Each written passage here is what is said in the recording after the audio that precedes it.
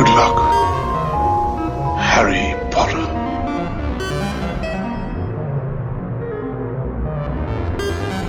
Well, cover me with eggs and flour and bake me for 40 minutes. Hello and welcome to Screen Masters with me, Bav. Me for love.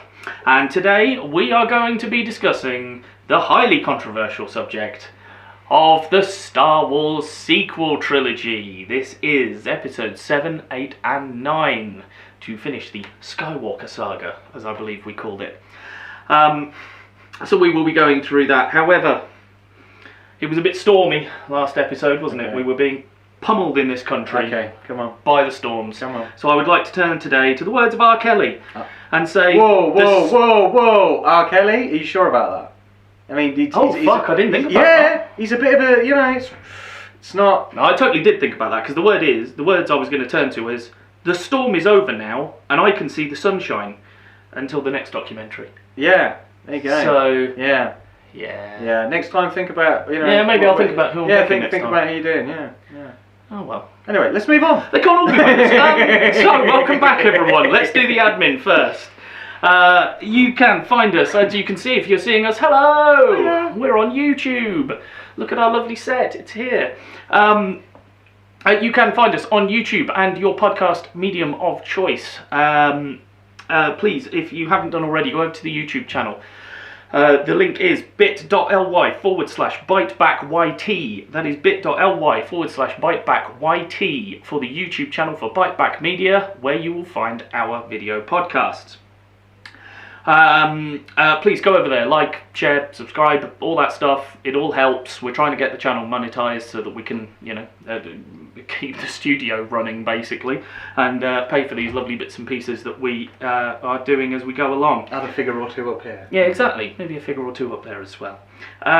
If you would like to donate to us more directly, you can by going to bit.ly/byteback Patreon. That's bit.ly/byteback Patreon, where we have tiers at $4, $8 and $30, isn't it? Is it 30? Yeah, it probably is. 4, We 8 and usually get this 30. right. We're right on this stuff. We're right every time. We're really good on Never this been stuff. wrong. Never been wrong. We've never gotten the Patreon No. stuff wrong. No. So, you can go over there. You can donate more directly to us if you want to. Obviously, we have tiers, and you get rewards at different tiers, at different things. As you can see, if you're watching the YouTube version, I'm sporting the Spice Girls? I nearly said Spice Girls. What the hell did I say Spice Girls? What is wrong with you? I'm sporting... R. Kelly and the Spice Girls. Jesus Christ. Yeah, I know. All right. Just drink your tea. Been a Go long on. day. Just all right. have a sip of tea. Go on. Lovely, that's way too hot. You can see me sporting the Screen Masters t-shirt, which is available in a range of sizes and colours. The minute we don't have an official merch shop yet, we are working on the byteback.co.uk website with an eye on launching that. So if you are interested in any of the merchandise or anything like that, just send us a message through one of the platforms. If you go over to the Facebook page at facebook.com//. Right, okay. Are you alright? No, I'm done. See you later. Yeah, alright. Right, let's try that again. You can go to facebook.com/The Screen Masters, where you'll find links to all the places you can find the podcast, and we update that with information of new upcoming episodes and things like that. So head over there if you need to, facebook.com/The Screen Masters. Again, if you're interested in anything, just send us a message through that, comment on one of the videos, leave a review, rating, whatever on your medium of choice. It all helps, because essentially if you say you like it, they push it in front of other people who like similar things. Ah, dear. So, right, that was an awful introduction. So, let's move swiftly onwards then. Have we got anything to discuss before we get into the main topic? Couple of bits of news. Okay, Couple cool. of bits of news. Yes, actually, I had one. Yeah, I know. I'll leave you that one to you. So I'll touch on the other important ones. In fact, this first bit of news is something that you brought to my attention. Oh yes. Which made me very, very happy when I suddenly get a message off you in the middle of the day, which doesn't always happen with, did you know that this had happened? Usually it's the other way around. Yep. Log Horizon. Yep. Has been picked up for season 3 for those of you who have watched our anime episode. How long has it been? Because I thought it was like years ago since... since Series 2. Since Series 2. Because I thought it was like a few years ago you finished watching 2015. that. Yeah. 2015. It's been a good 5 years, maybe. Wow. Thank you very much for informing me of that. very ecstatic the day that Yeah. you told me about that. So I just found it really interesting that I thought it had been a fair few years since you finished watching it, and that was it. And it just seems strange to have suddenly gone, oh, actually, no, we will do some more of that then. I'm Cool. very, very happy Good, about yeah. that. Another thing that we touched on previously, which was Ex Machina, which is going to be titled The Great Machine. Oh, interesting. Has somebody attached to play Mitchell 100, Okay. which is Oscar Isaacs. Oh, yes. Yes. So, you know what? I'm actually happy with that. You know, I've got no problem with that. I think that would be a very good choice. I think that's really good. I think I that's love really him. good. He's a great actor. Yeah. He's a great actor. And again, you know, all right, don't look at Poe Dameron to see that he's a great actor, but I would argue, watch him as Poe Dameron and go and watch Ex Machina, the film. That's probably why they've not called it Ex Machina, isn't it? Yes. Yeah, go and watch that film. He's incredible in that film, and then he's incredible in things like Operation Finale on Netflix, and then oh god, there was a love story one he did with Sky Cinema, I think, and he's not particularly good, but you know, you see him in all these different roles, and he's just an absolute chameleon whenever he takes to anything. So no, I think that's really good. Yeah. That's really good.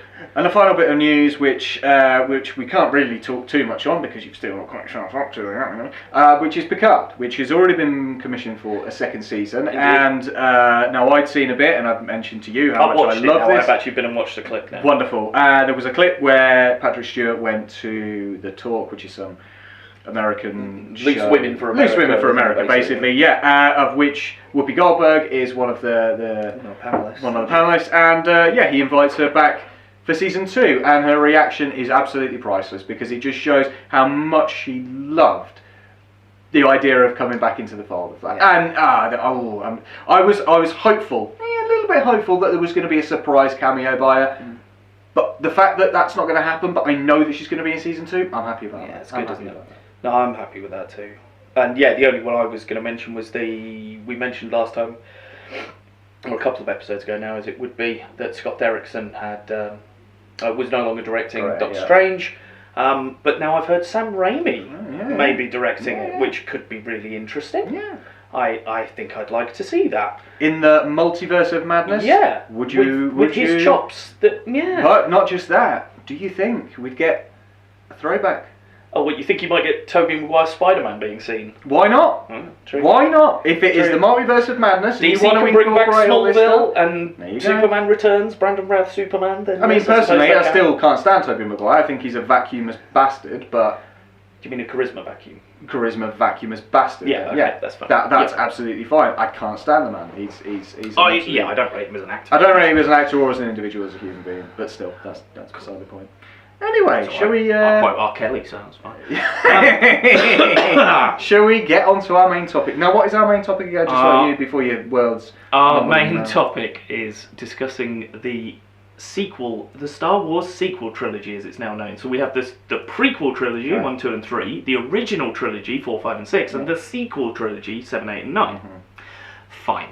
So that is it. So yes, today we're gonna unpick some of this and discuss it and get some opinions and how we feel about these things, because I think I'm right in saying we're both huge Star Wars fans. We have been since we were children. We can't say we're the generation that grew up on it. Like, I didn't go and see it in the cinemas because I wasn't born when the first one was released. I don't think I was born when the second one was released. By the time the third one was out, I was 3. Yeah. So, But did you go to I the didn't go cinema to to the go to the special editions? no, I didn't. Oh, I did. You see, I didn't watch Star Wars until I was about 17. See, I watched And it very, very I watched early. the remasters as well. I watched And it then very, once I very saw early, it- again, because of the luxury of having access to so many videos and whatnot when I was younger. So I'd already seen it 1,001 times, but as soon as the special releases came out, I was at the cinema to watch That's those. cool. And then obviously we had to live through the prequel trilogy, which I did see, and worked at the cinema during that time.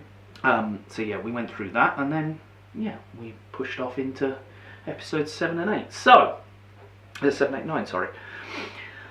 Let me take you back about 8 years to 2012. Disney completes its purchase of Lucasfilm, and shortly thereafter announced that they are going to produce a new trilogy of main episode Star Wars films, as they became known. We know at this point now, with all the kerfuffle that goes around all of this, we know that the original plan was 3 directors, good modern directors who either have had a background at that point of experience doing what they were being asked to do, or had a very particular voice and a very particular style, shall we say. And I'm thinking particularly of Rian Johnson in that instance. He, at that point, he was, I feel, one of those. So episode 7 was going to be J.J. Abrams. In 2012, he began in TV. He did Alias and Lost, or was behind the creative mind behind most of those two shows, which were generally well received, although obviously Lost, was mired in shit by the end. But let's remember again, for at least 3 or 4 seasons, we were all 100% on board and into everything that was going on with that show.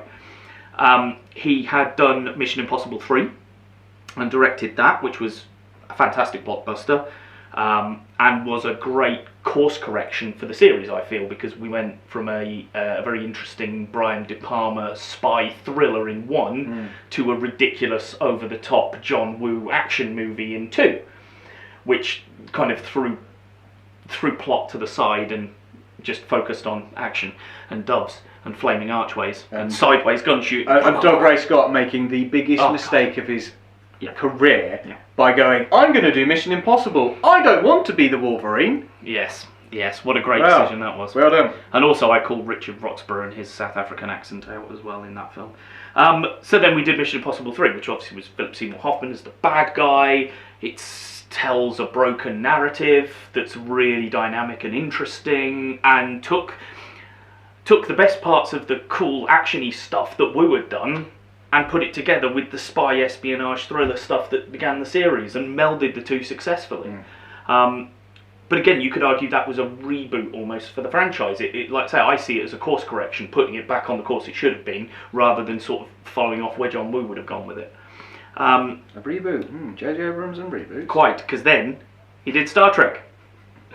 And Star Trek was a total reboot. And interestingly, I didn't realise all the stuff that led to them doing that, because apparently J.J. Abrams' Bad Robot Productions owned the rights and the merchandising rights to the alternate timeline, the Kelvin timeline as they call it, Star Trek movies.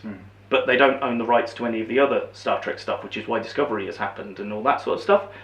And it's why they had to change uniforms and things, because they haven't got the rights to them to sell them in the first place, because Paramount own the rights to that side of things.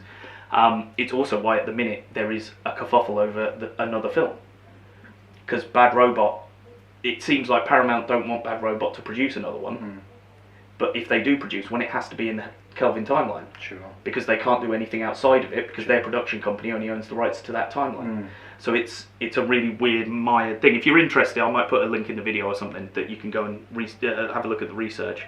I got bogged down in it the other day. And he'd done Super 8, which is, I love that film. It's a great film. It's like a Stephen King homage almost. It could be a Stephen King book that had been lost. It feels like it's a bit of a Stephen King, Steven Spielberg homage. Quite. Yes, actually, yes, you're quite right there. Yes. I think I mentioned Stephen King because it's got the feeling of Stand By Me, the Losers Club from It's the gang of kids together. It's the story element of Stephen King with the style of Steven Spielberg. Yeah, sort of an E.T. type style, isn't it? Yeah, very much so. Yeah, you're right there.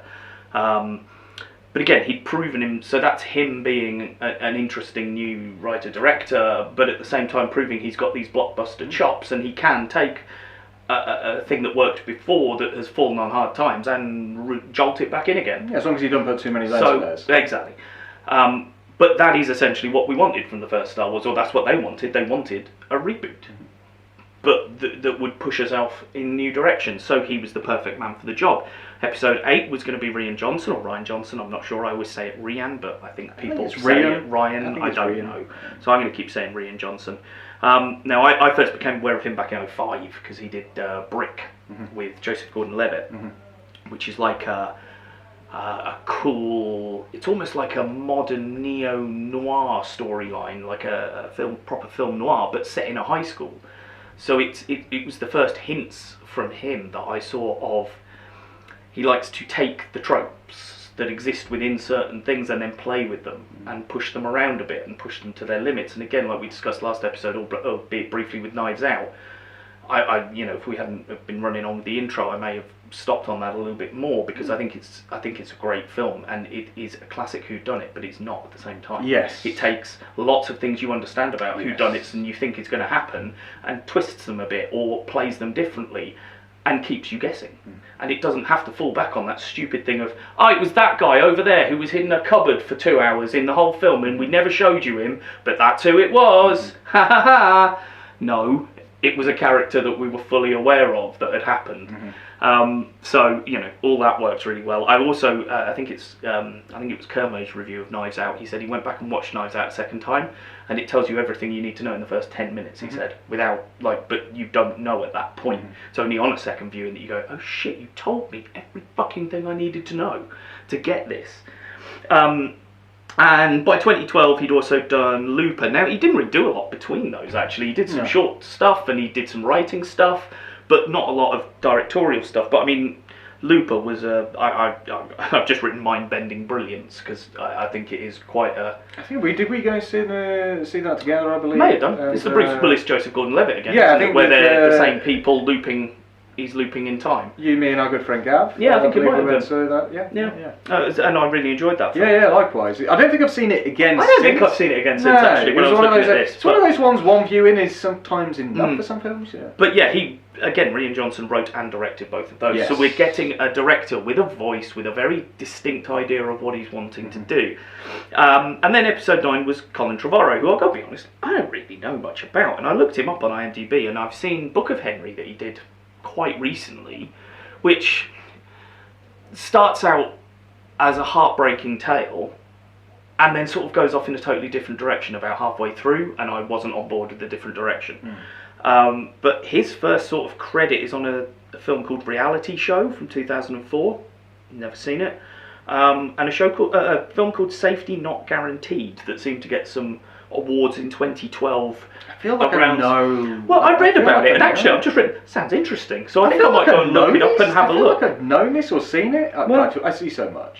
But the point is, in those three, you've got three quality directors who've either proven they can do it before, or proven they've got a voice that's important and interesting in the modern day, or in 2012 when that was. So, and I also personally, whether I've got no fact for this, I think you have to see that Disney had bought Marvel by this stage as well.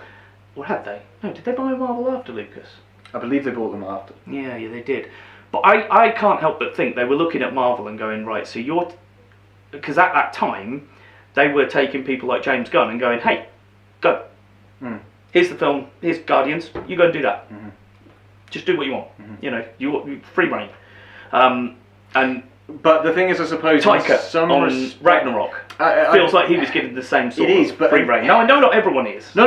But in the respect of, I think with those as examples, there was nowhere near the level of expectation on Guardians and things like that as there would have been. So they could take a chance. Yes. Now, exactly, and that's where I think this is where we start to fall over, because they decided to take a chance on something that maybe we shouldn't have taken a chance on. But I can see what we were trying to do. You got the safe reboot pair of hands in. So for Seven to start you off, you got your safe pair of hands in JJ, who you know can reboot a franchise and start a new franchise for you and that sort of thing. Then personally, I think they wanted to do something different with it. I think they wanted to do something slightly off the standard. And that's why they chose Rian and Colin for the second 2 episodes. But I have no evidence to back that up. That's just the way I looking at it, I wonder whether that's the case. So we got episode 7. Episode 7, I seem to remember, I don't think there was too much fan outroar by it. I don't think everyone was entirely impressed with it. But I don't remember the level of vitriol that we got for episode 8, for example. No, there were certain elements of it, Han going bye-bye, very much a rinse and repeat of Star Wars. True, as we'll come to when we discuss But the in terms of, the vitriol heat, absolute heat the fans that came out. The fans were all right with it, as far as I remember, and were pleased with some parts of it, and yes, had criticisms of others, fine. Sure. So, we went through that. We're gearing up for Last Jedi to release, and unfortunately Carrie Fisher died before Last Jedi actually released, but she had filmed everything for that film. Now, the exact timeline and what happened next is difficult to say as fact here. What I've done is researched, looked online, looked at all the stories going around, and as far as I can see, we've got there are two stories here as to what happened next. Okay, so at this point, at the beginning of this sequel trilogy, we had these plans and we had these things in place. Now we know that at the point where 8 released and Carrie Fisher died, Episode 9's script was written by Trevorrow and was ready there. I believe he was actually gearing up for pre-production to get it going. And obviously Carrie Fisher died. Now, what we know for a fact is then, after that, Colin Trevorrow left Episode 9 over creative differences, our old friend. Now, I've heard from there was a couple of sources that were pointing towards his reasons to be because Carrie Fisher died, and Episode 9, she was a core to the entire film. Yeah, I'd read something which, similar. at the point of this interview, we couldn't be sure of that, but obviously now, as we sit here now, the original script for Episode 9 leaked and was out there, and indeed she was the emotional core of the film. It would make sense, because if you think about it, the first film used Han as the emotional core, the second film used Luke as the emotional core, and the third film would have used Leia, thus giving each of our original 3 characters, the original trilogy, a good send-off in each film. Or Chewie. Yeah, true. So, because she died and the whole film was based around her, he didn't know how to rework this script and how to rewrite it to make it work anymore, because of the essences that had been things that were set up in the previous films that he was paying off in his film, because that was the plan. There was the plan to pay off stuff later on. But it could be true, because his leaked script does back that up, because it does use Leia as a total backbone for it. But whether that's the case or not, we don't know. But that's where we then left. That Episode 9 got left like that. The other story is that Bob Iger, the head of Disney, when they first started down the road of the sequel trilogy, he left Kathleen Kennedy in charge and said, look, it's fine, I don't need to be involved in this, you know what you're doing, off you go. And then she got JJ in, and she got Rian in, and blah blah blah, and they were doing this, that and the other. And there is a story that Kathleen Kennedy was very keen to work with Rian and with Colin, because they were going to divert the story, or divert the mythos a bit, and take it away from a sort of lineage aspect and make it a bit more all-encompassing and available to everyone. So you don't have to have been born into family X to be able to be a Jedi, or to be able to be one with the Force. When the fan reaction came back into Episode 8, let's bear in mind, the critics generally liked 8. Because they liked that it was a more challenging film. They liked that it took away... They liked that it tried to subvert things that we knew about Star Trek. Now, Star Wars even. Again, when I get to Episode 8, I've got some notes on that to illustrate that point. But after the reaction to Episode 8, the rumours, or the word is that Bob Iger came back and went, you fucked this up, I've now got a course correct, get me J.J. Abrams on the phone, he can do the last piece because people liked his first one. J.J. Abrams. What did I say? J.J. Abrams. Oh yeah, it's Abrams, isn't it, as it's written? Yeah, it's Abrams. Sorry. That's fine, I'll pitch you out how many times today. Oh, that's fine. So yeah, he wanted to get J.J. Abrams back because the fans seemed to like Episode 7 more than they liked Episode 9. Not sure what's true, but they're the stories that I've managed to piece together from different points on the internet. Either way, we can clearly see that post-Episode 8, things were not well in this. And they were on a stupidly tight deadline to get this last part out. And obviously they didn't want any of the background machinations to get out to the media, to make it look like anything was going wrong.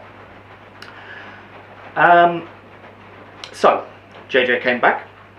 He had a very, very small amount of time compared to the amount of time he had for the first one. Because I think that released 2015, was it? I think it was supposed to release in the May. and it got pushed to the December because an Avengers film was 15, coming out 15 in the sounds May. about right, So it must be 15 when they were 17, buying Marvel 19, 15, because 17, 19, yeah, it must have been 15 when they were buying Marvel then, because they moved it from May because it would have clashed with an Avengers film, They put it and in they December. didn't want to screw themselves over, so they put it down to December instead. So he had pretty much 3 years to work on it after they announced, and however long they were planning it before they announced, I don't know.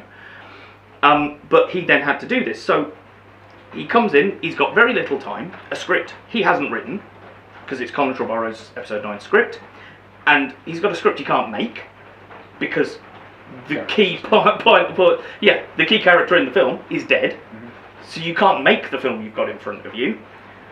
So he came in, he did what he did, and Episode 9 is what we get.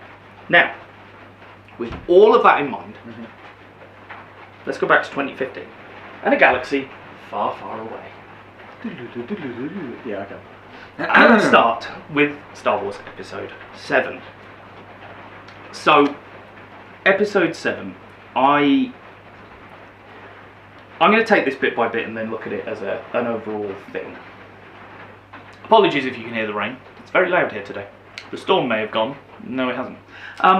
It came back because I invoked the name Yeah, we won't go. that I shouldn't have known. Yeah, we won't go. The opening sequence of Episode 7, for me, sets up everything JJ was going for, and delivers everything JJ was going for.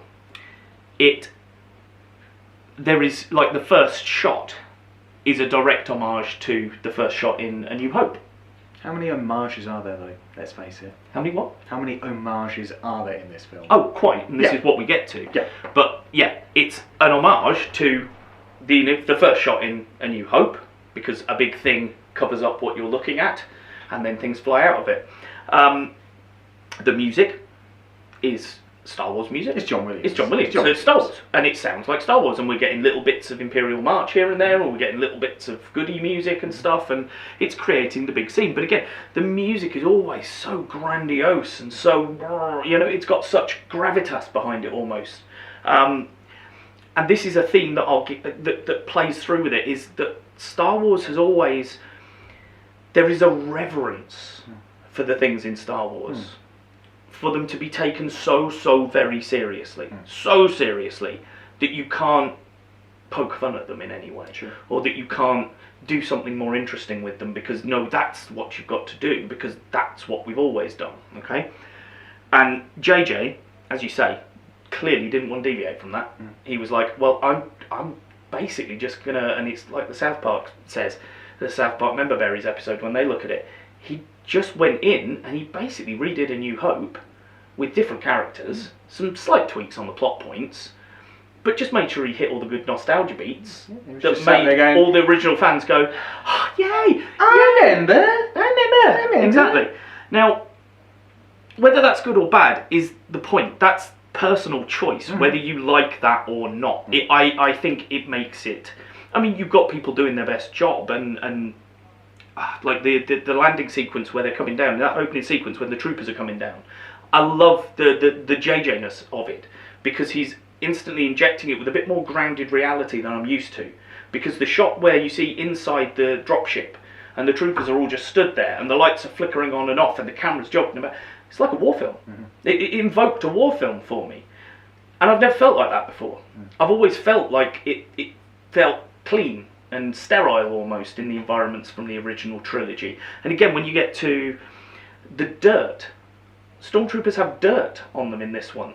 Their white is dirty in some places because they've been out. So of course it would be, but in the original trilogy you never saw that. Everything was clean and crisp. Yeah, I think there's dirt, but I think only in one perspective on one person. No, if you're talking about Finn, yeah, no. I mean, because I thought blood. He gets blood down his face, but... and then his outfit has dirt on it. It has an accumulation of dirt. And as he comes in the ship to take his mask off for the first time, I thought, I bet he's the only one with it. And actually, the stormtrooper that walks out as he's walking onto the ship, their back plate is dirty. Okay. It has muck around the edge of it, just a dusting of muck, because that's what would happen. Okay. Right. So there's just those sort of things that just ground it a little bit more for me. and helped to make me think of it as more of a real thing than a clearly a space opera or whatever it might be. They introduced a good hook in that first opening sequence, again, like you would expect, almost exactly like the sequence with old Ben in the hut and the thing, and here's the key piece of information, and it's, again, like you say, very played. He knows exactly what he's doing. I absolutely love the laser pulse that hangs in the air in that opening sequence. So cool. And again, that's just him playing with effects like they couldn't in the past, because it wouldn't have looked very good. But that's, seeing that side to Force powers, we know you can do that. But the fact that he's holding it in place and he's holding the beam, and Poe can't move, and then they get Poe out, and he's still holding that beam, but he's that fucking powerful, he doesn't have to think about it. It's just in the back of his head, he's like, yeah, that beam's still there, I'm still holding it. And then he just lets it go at the end of the sequence. I love that. But that opening sequence, as I say, that showed me what I was getting. And essentially what I was getting was a greatest hits. I was getting a compilation of the things that I loved about the first film with different characters, so the cameos that I wanted and expected, but then the introduction of the new. And when we first meet Rey, which I think is the second scene after that opening battle sequence on it's on Jakku, isn't it? Yeah. Where we then go and meet Rey, and we're first introduced to her, and she's digging around the AT-ATs and stuff. I loved that, because I'd never thought about how big these things were on the inside. And it's just that element of perspective, and that she's in the middle of a battle. A battle clearly happened there that was, it's been retconned a couple of times, I think, as to whether it was the final battle of the Empire or not. Because supposedly Endor was supposed to be the final battle. Yeah. But apparently in Battlefront, the game... Yeah, I was just about to say, that's where it comes in. It said that Jakku was the final battle of the Empire. Yeah, because... That was like a last stand of the Empire something. It was all to do with the fact that the remnants of the fleets, etc., which kind of weren't there, then had that big battle. Yeah. But again, I think the Star Wars comics covered various different elements. Well, Rise of Skywalker then rewrote it back to Endor being the final battle. Yeah. So there's been retconned a couple of times. Yeah. But I think probably the only real recognisable new piece of music that I noticed is Rey's theme. And I adore that theme. Such a lovely piece of work from John Williams again. It must have been nice for him to actually get to write some original music for once for Star Wars, rather than just going, where are my old tapes? Well, I'll chuck that in.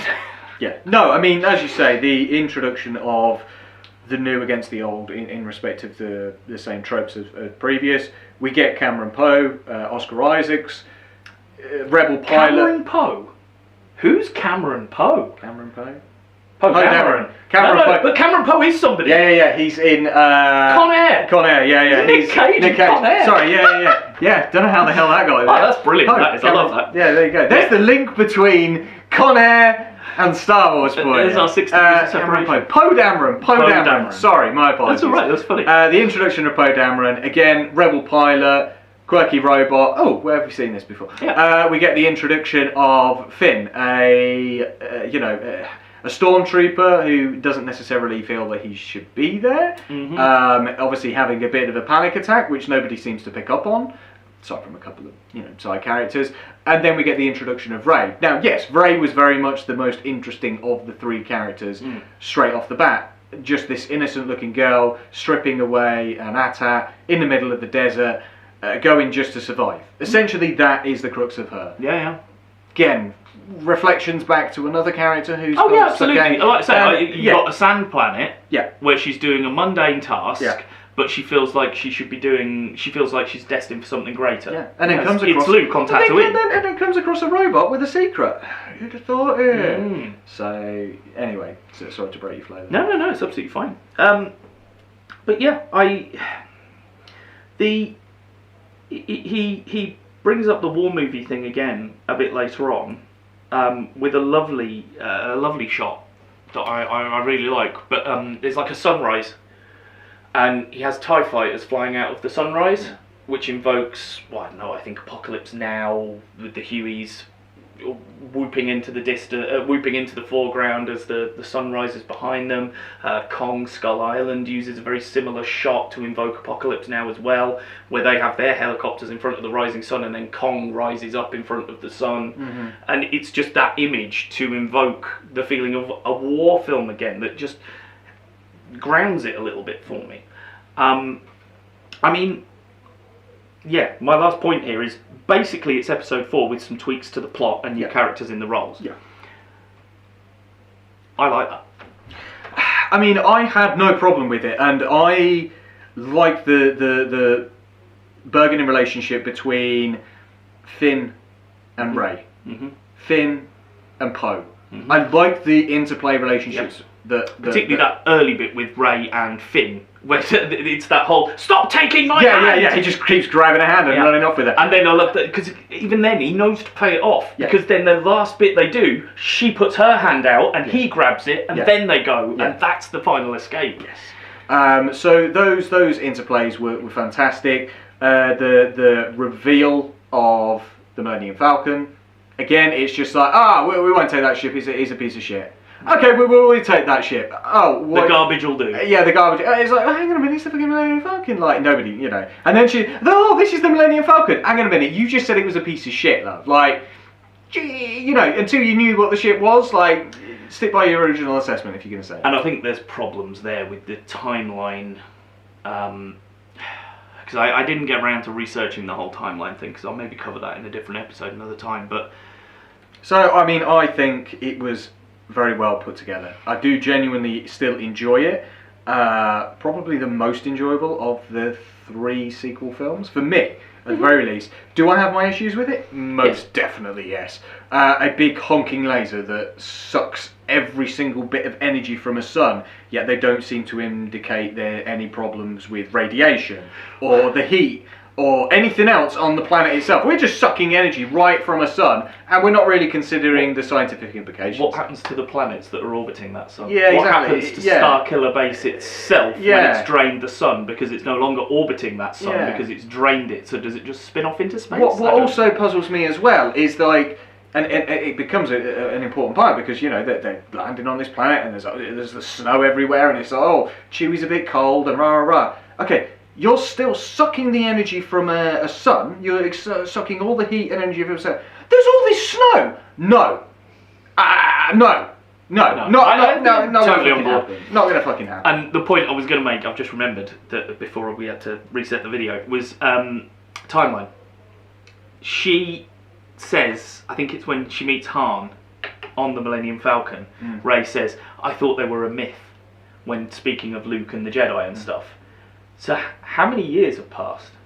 Because Han's still alive. Yeah. He's older. No. If you think about it, it's got to have been an age period because the Return of the Jedi would have been done, and then after that we obviously get a few years, and then Han and Leia have a kid. That kid is now grown into his 20s, so it's got to have been 20 plus years.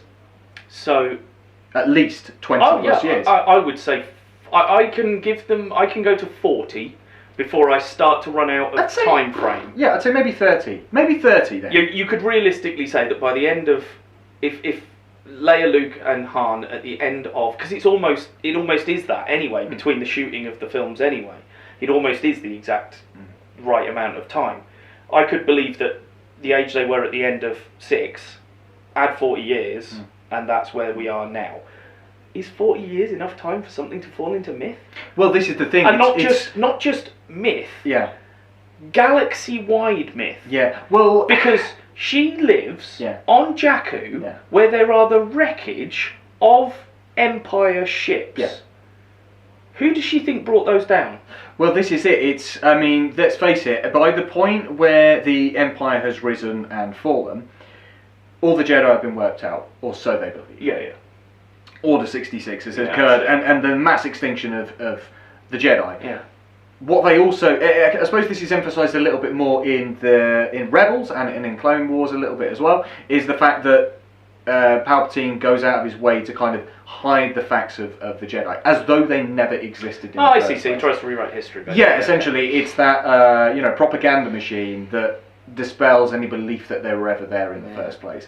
And that's the thing. And obviously the beef we have with that is that we shouldn't have to watch 2 animated series to get that information. Correct, yes. That's the problem with it. Again, all this bollocks that I've prefixed this entire discussion with, I shouldn't have to know all that shit. I shouldn't have to know about that to help form my opinion on whether I like Episode 9 and whether it's a good film or not. I shouldn't have to know all that shit. Again, there's little things within it just to cut it. So you've got zero interaction between Rey and Leia, and yet suddenly Rey comes back after Han's died and stuff like this. Who's the person whose arms she runs into? Yeah. Somebody she's never ever fucking spoken to before. Whereas Chewie, the poor bastard's just lost his best friend. Walks Who the straight fuck past him. Nobody gives Chewie any comfort. No. What's that about? Justice for Chewie. Justice for Chewie, man. Justice for Chewie. Justice for Chewie. Which was an actual hashtag. Yes, I know. That's That's the only reason that I'm remembering. It's funny. But yeah, I think I watched 7 and I wasn't blown away by it. No. I was very much thinking, hold on, I've fucking seen this. Like, particularly the third act. Because even the third act where they're stood around the big hologram and Han essentially said, I'm sure he basically says the line, haven't we done this before? Isn't it just a bit bigger? And they then go, well, yeah, look, there's the Death Star. Here's Starkiller Base. And you're like, come on. Yeah, so it's just this is the Death Star, which was massive. This is Starkiller Base, which is 50 times bigger. Oh, God. Yeah, all right, it has to be bigger, doesn't it? Like, it has to be bigger. So you're just doing the same thing. Yeah. Now, I took issue with that in the first place. And it's only after seeing 8 that I realised that I would rather have 7 than 8. If 8 is what... Oh, yes, no, If 8 was what that person wanted to do and push things off in a different direction, actually, I'm the kind of Star Wars fan that just wants more of the same, I think. Certainly from my main episodes. I'm a bit more forgiving of the other stuff because it can push the boundaries, it can play with it, because I've not got 30 years, 40 years, 50 years worth of built-in knowledge of a previous story and a previous way of doing things. That's why I feel that, yes, maybe you should do the riskier stuff in Rogue One, or in Solo, or in a Mandalorian series. That's where you play in the sandbox. Don't play in the sandbox where everyone has already got their place in the sandbox, and the sandbox is already organised, and everything fits in its component parts. Don't start fucking with that, because you are never going to get anywhere, and it's never going to end well. And again, I genuinely think that there was specific marketing involved when we get to Episode 9 in order to protect Episode 9 from potential backlash. So, alright, let's move into Episode 8 then. So, Episode 8, The Last Jedi. The opening sequence. I'm going to start positive, because I love that opening sequence, with the attack on the Dreadnought, and all the bombers, and Rose's sister. I love it. It looks great. We get to see the Poe we know, but it also sets up his character arc for the rest of it, because he makes a decision to have the bombers destroy the Dreadnought, even though they should cut their losses and run.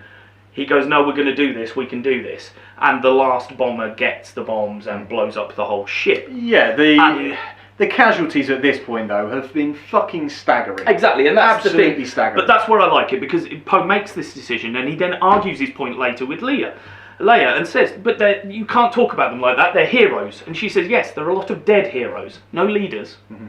And it just stops him.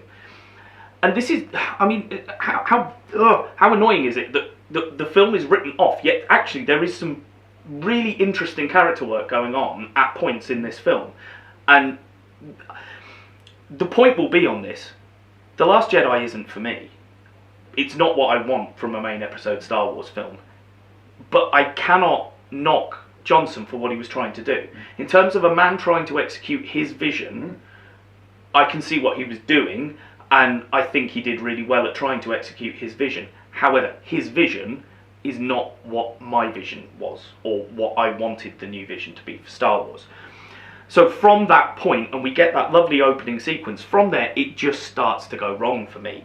We get our introduction to Luke. So we spent the entire of episode 7 getting to Luke. trying to get Rey and the lightsaber to Luke, because that was going to kick off the next phase. She walks up to him, she presents the lightsaber, and what does he do? He throws it over his shoulder. Now that is Rian Johnson in a nutshell. He doesn't give a shit about the reverence that has been put on this piece of metal. It's a fucking piece of metal. It isn't going to do anything. And this is my point. I can see exactly what he's saying. Luke says, what did you think was going to happen?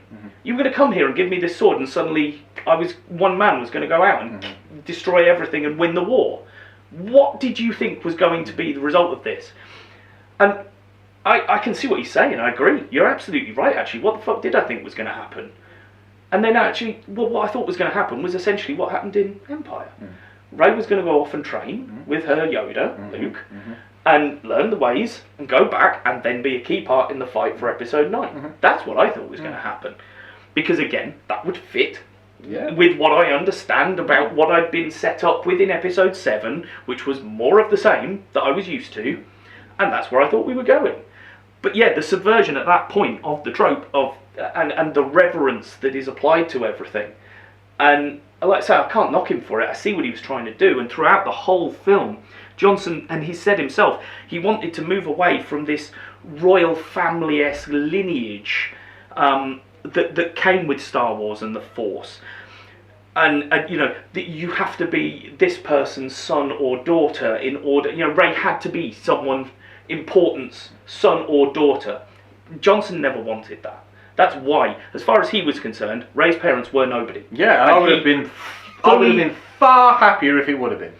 You see, but I wouldn't, because that subverted the trope. No, The trope is that everyone in Star Wars, if they've got a funny background and you don't know who their parents are, they're going to be related to someone who we've seen before. But I suppose rightly or wrongly. My argument with that is, like, again, because I've watched animated series like Rebels, Ezra Miller's parents don't turn out to be hugely important Jedis. He's just strong with the Force. Kanan Jarrus doesn't suddenly have a huge connection with family that trails back generations who were Jedis. He's just powerful with the Force. And that's where that comes in for me. I don't necessarily feel everybody has to be connected to a fucking Skywalker or this, that or the other. That just doesn't work. Yeah, no. I totally agree. And like I say, I could take that either way at the time. I don't know how I would have felt about her parents being nothing. At the time I felt cheated. But I only felt cheated because I felt like everything I'd watched up to that point had led me to believe that her parents were important. And then for that to suddenly be written off as nothing made me just go, oh, okay. I think this is perhaps where Rian Johnson was coming from. It wasn't the fact that it was her parents were important. It was that she was important. That's it. And that was it. It was, and that was it. That bit where she's looking in the mirror and she's looking at every reflection of herself, trying to suss out where is my lineage and stuff like that. That doesn't matter. It's about who you are and what you do that's important. And again, everyone who kicks off about the Force and the way new people can use the Force and stuff. Rogue One, Chirrut Imwe, Donnie Yen's character. He's using the Force. He's one with the Force and the Force, you know, I'm one with the Force and the Force is with me. I take away from that film that he is in touch with the Force. He's not a Jedi, he doesn't use a lightsaber, he doesn't know, you know, he knows the lore and stuff because he's obviously studied it in some way. But yeah, he's in touch with the Force. Yeah, he has no lineage as far as I can see. And as I say, he was never a Jedi, he was never anything. But that is accepted. Obviously, I don't want to jump too far ahead because we may discuss it for Episode 9. But there is yet another character within these films who later on becomes Force sensitive. Well, we're indicated that is the case. Yes. Well, as far as we're concerned, he has no lineage because he doesn't even know where the fuck he comes from. Yeah. So, you know... So why is he allowed to do that and then the other isn't? Yes. Is the weird thing.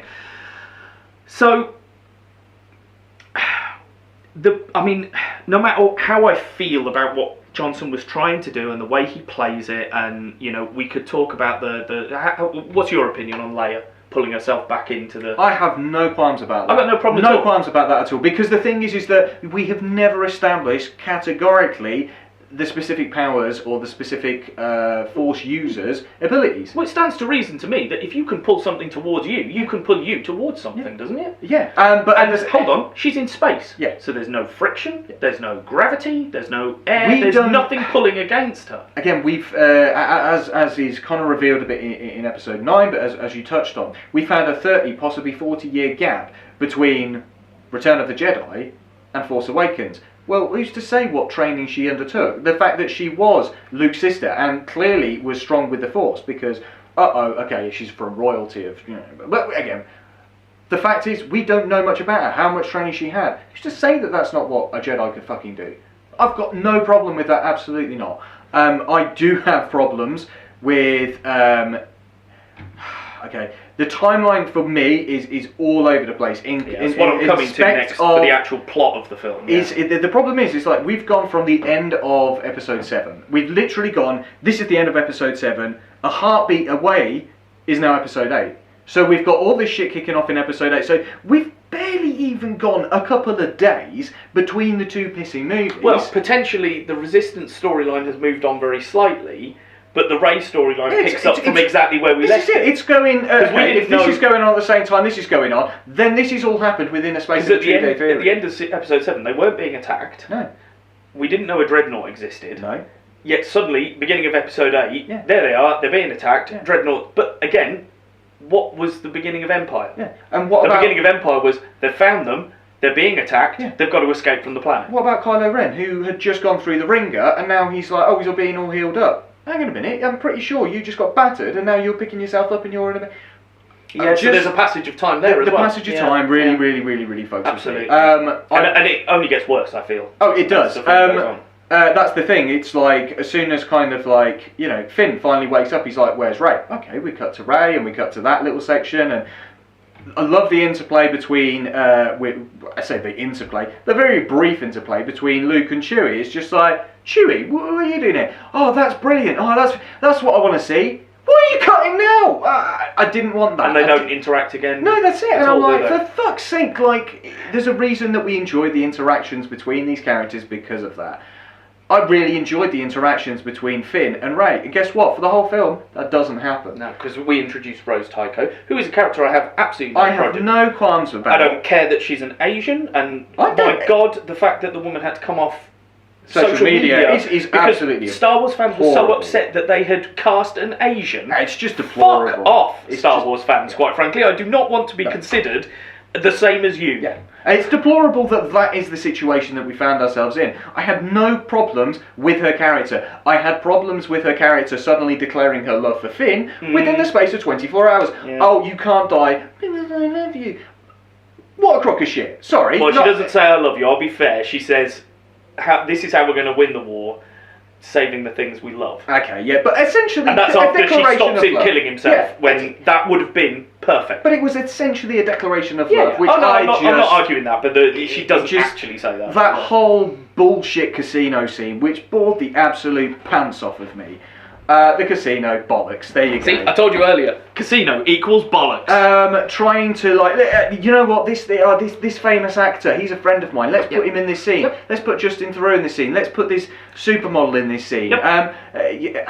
No, just make semblance of the actual fucking film. Yeah. It was a colossal pissing disaster, that middle section. Absolute pissing disaster. Yeah. Didn't care about Benicio del Toro's character. Okay, he's a little bit, on the dark side. But he's doing the Benicio del Toro thing where he's got the little... He tries to give himself a little tick every now and then, but it's not consistent and it doesn't make any fucking sense. It's like, I'm playing both sides. Guess what? You're going to betray them. I saw that a million miles away. Sorry, pal. But wait. That's impossible. What? Him betraying them in the way he does, with the data he does, is impossible. Yeah. And I shall explain why. Okay, that's cool. Again, I'm just trying to go through all of the tropes of things that I hated. Let's back for a second. We may hit some of that. Alright, okay, carry on then. So okay, let's just pull it back to a little bit more towards the beginning again, right? So let's put to one side what he was trying to do, and that he was trying to change the way the Force works, and perhaps open it up and make it be all inclusive. Sure. Because there's the sequence. No, not going to discuss that. The problem for me Okay. is no, I discuss it in a minute. And Okay, I no, bring no, that no, point no, up that's until fine. we get Okay, there, because okay, I've just pulled you back because I wanted to discuss something earlier and then I was about to do the same thing. So, no, shush. Shush, Pete. This Pete in the head. The problem for me is that when you look at the sort of core narrative, it's boring. Yeah, boring as shit. Because after that initial opening sequence, what do the Resistance do for the rest of the 2-hour runtime? Sit on a ship and do fuck all. Well, yeah, we take part in the slowest car chase or spaceship chase in sci-fi history, as far as I understand it. Yeah, apparently people can still flip off and get Quite. into a ship and disappear And that's where we not get be to. caught. So yeah, we've got 18 hours of fuel left, and somehow Rose and Finn managed to fuck off on another ship, come back again, and we've still got 6 hours of fuel left. So it takes them about 12 hours to fuck off to the other side of the galaxy and come back again. And I thought to myself, how does Maz, is it Maz or Maz? Canada. Maz Katana. Okay, I thought it was Canada. Anyway, that one, how does she know Poe? They never met. No. She met Han, who she already knew, Yeah. and she met Rey, Yeah. and she met Finn. Yeah. So Finn was there in that discussion, Sure. but I'm sure Poe is the one who makes the call. And he's like talking to her and stuff. Well, they find them on that location. Like the three so people maybe... Maz is talking to are Finn, Poe, and Rose. Yeah. And she's only met one of them. Now, I suppose And he was a duplicitous I suppose arse at I'm the time. trying to play devil's advocate in the sense By all of means. we don't know necessarily his full history in terms true. of who he's actually interacted with before. True. So it is Very true. feasibly possible Yeah, that he may have could have interacted with Fair them enough. before. I'll give him that then. I'm playing devil's I advocate know, of the mate, Last I'm Jedi. What the amazed. shit is I'm going amazed. The casino. Let's go for it. The casino. Go on. As I say, my notes. The first note is casino equals bollocks. Yes. The reason for this, not just the fact that they fucking skip off and they come back and what they go off to do in the first fucking place doesn't get achieved. So the whole exercise is pointless. Yep. It's a waste of fucking time.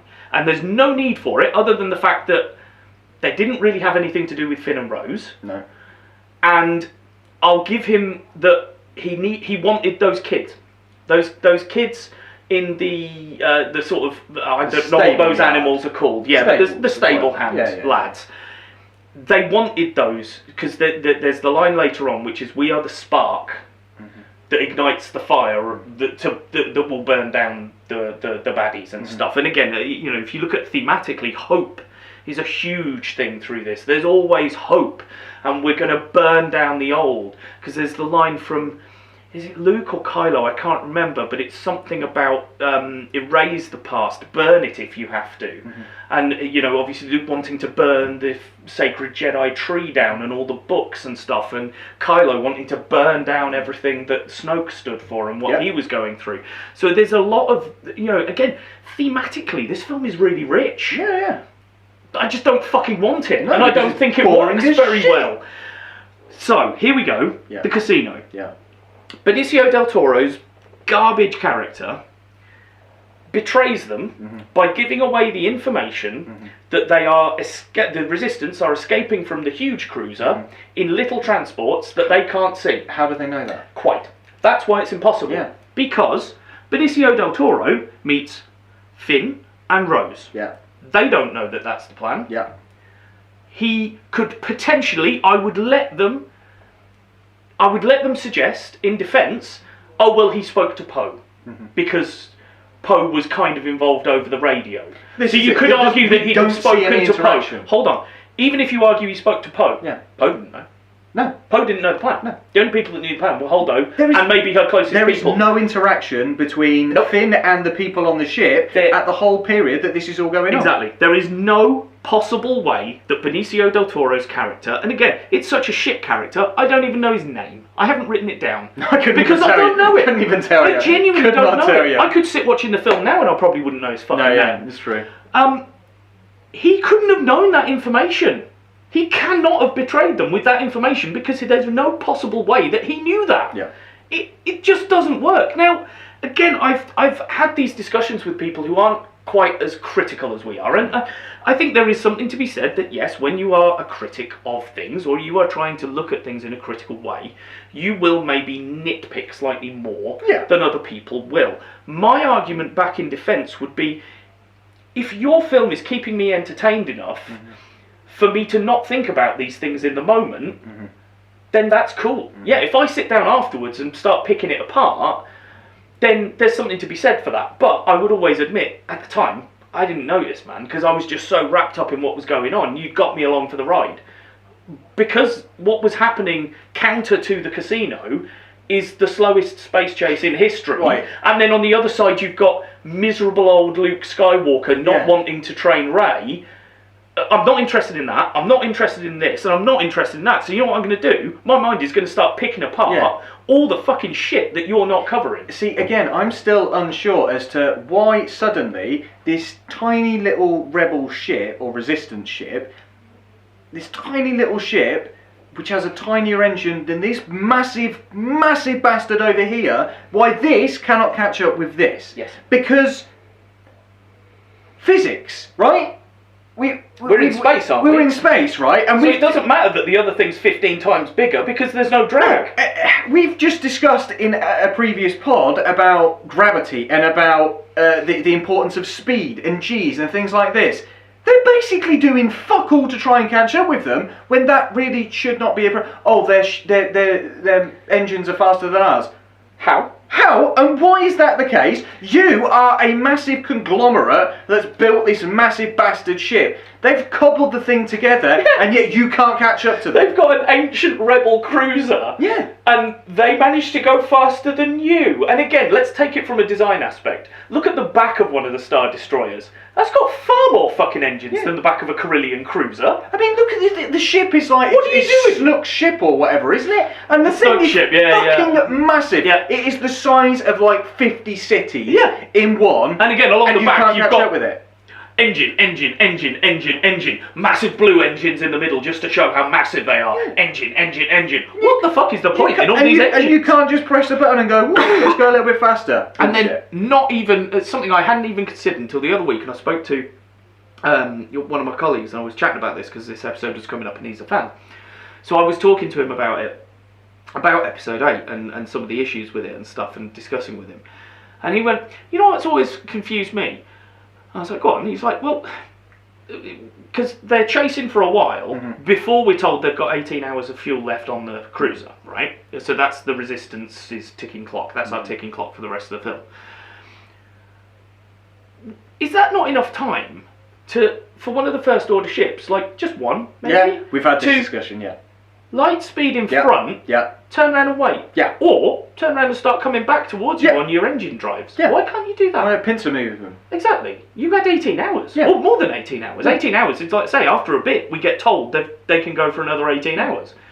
What? Yeah. And again, when you consider that this tiny little ship was able to fuck off and get back within 12 hours, you couldn't just warp ahead, or light speed ahead, turn around and wait for them. You couldn't light speed in another fucking fleet from somewhere else in the galaxy in 18 hours. Yeah. It just does not make sense. Trying to turn Chewie into a vegan. Do we have to? That does not make sense. Do we really have to turn Chewie into a vegan? Like, why? Oh, they just want, Why? I don't know, maybe, is Rian Johnson a vegan? Is I don't he trying know. to subliminally But turn what the us all fuck? vegan? Like, oh, okay, I don't want to eat these little The porgs. creature because it looks cute. Oh, the porgs are cute. I'll Who leave the them fuck cares? Like, people go, ooh, look, a little pig, that looks nice. Yeah, but guess what? Bacon tastes better. Yeah. And my wonder is why do that in the first place. Yeah. We never saw Chewie eating an Ewok arm or anything. Or being tempted to. At what point did we actually go, yeah, Chewie is he's a proper meat eater? Yeah. At no point throughout the entirety of Star Wars did we make that. Maybe that's you know. Rian Johnson trying to inject some of the comedy into that's it because fair, he wanted to do that. He did that with the milk and stuff, and Yeah. having Luke with all our milk Yeah, dripping no, down his face, that I had no problem girding with. up at the camera and stuff for comedy, and it's like, okay, I get that, but yeah, Yeah, let's free a bunch of animals because we don't like animal cruelty. Okay. fine, but Right, they but- look. I'm sorry, they look crap. Yeah. Again, we've just done an episode talking about great CG Yeah. in a television program. Yeah. And I think most of that escape sequence looks awful Yeah. because again, I'll tell you what it is. It's like watching one of the prequels Yeah. because the whole set Yeah. is fake Yeah. and green screen and shit, and so you've got no reference point for anything. And then you see Finn and Rose green screen bouncing on top of a very, very fake animal, and it's like, no, maybe not. And not to say they all are, because the crystalline ones at the end, I actually think look really cool. Yeah, they look bad. And they managed to get like all the reflections off the different, the way crystal would do that. I think it's fantastic. So it's, I don't know. But not to take away from the film itself, there are, as I say, a couple of bits which I just kind of go, I actually quite enjoyed that. Yeah. Luke and Yoda. Yes. That interaction where it's just like, your mind is not on, this way. And I was like, oh man, I like that it's old funny Yoda. Can we have the whole film of just those two interacting? Yeah. That would be far better. Yeah. Oh god. Yeah. The smugness of Luke towards the end when he's having that little battle and he's just dancing around and things like that. His hello to Leia, little nod to C-3PO. All well played, all very well done. No problem with that at all. Well, this is, I come round to, I feel it picks up when we get down to that planet. Yeah. I think there's some really interesting design choices from a production value point of view. The sort of, the planet is made out of some sort of red mineral. Yes. With snow on the top or salt on the top or yeah. something. And it does create some very cool dramatic visuals, particularly as those little speeder things are coming out and you can see all the trails coming up and where people are going and stuff. And again, it's a really nice choice, and I think it looks great on screen. And the bit where, if again you're paying attention to the film, you notice that as Luke arrives and starts walking around, there are no footprints. There's none of this red dust appearing because he's a projection. Exactly. The clues are there the whole time, and obviously to the viewer, not to Kylo or anyone else, because they haven't seen him again, but we know because he's suddenly younger. Yes. He suddenly looks a bit more tidy and a bit younger. Yes. And that's for Kylo Ren, so that Kylo Ren sees him as his younger self. He's also got his lightsaber. Yeah, which doesn't exist at that point. Exactly.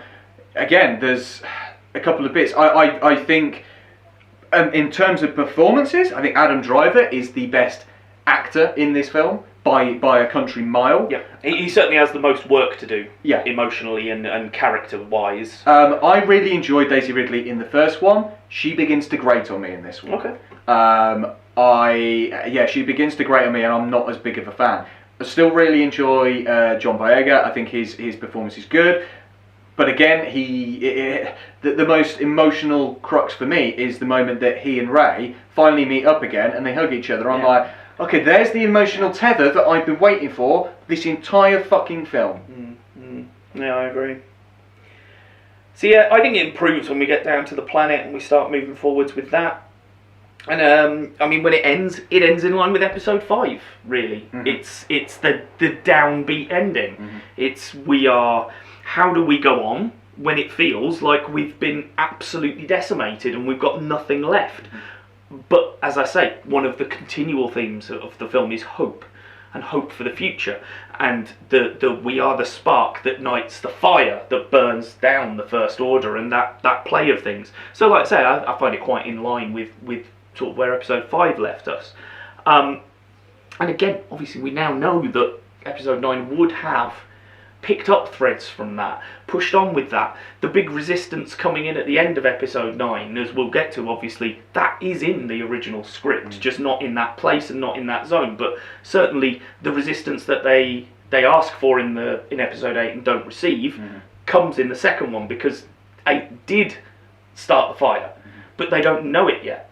And that would have been really interesting to play out then, because then you would have picked up on themes and threads that Rian had introduced, and you would be pulling those through to a natural conclusion. So as it stands at the minute, they never get concluded satisfactorily. Well, it's like and I mean, fair enough, you could argue that he binned stuff that JJ set up, and just went, well, that isn't what I want to do with it, because I totally believe that JJ, when he wrote Rey, was like, well, she's tied into the mythos. I think that he was going to write her if he would have carried on. But again, reading his interviews, after he did the first one, he was done.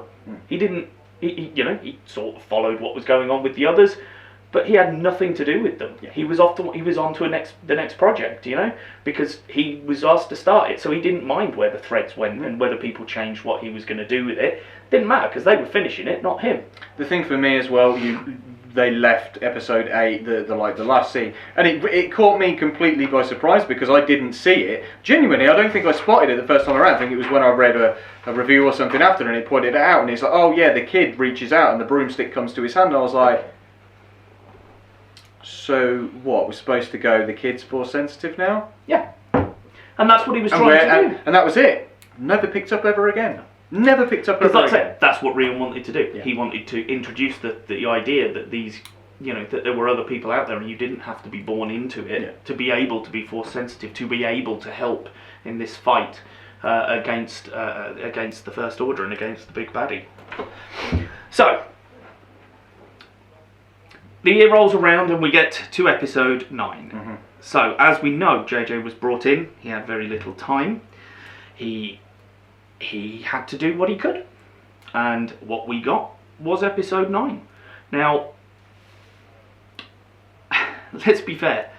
What we get is it's the sequel to episode 7. Yeah.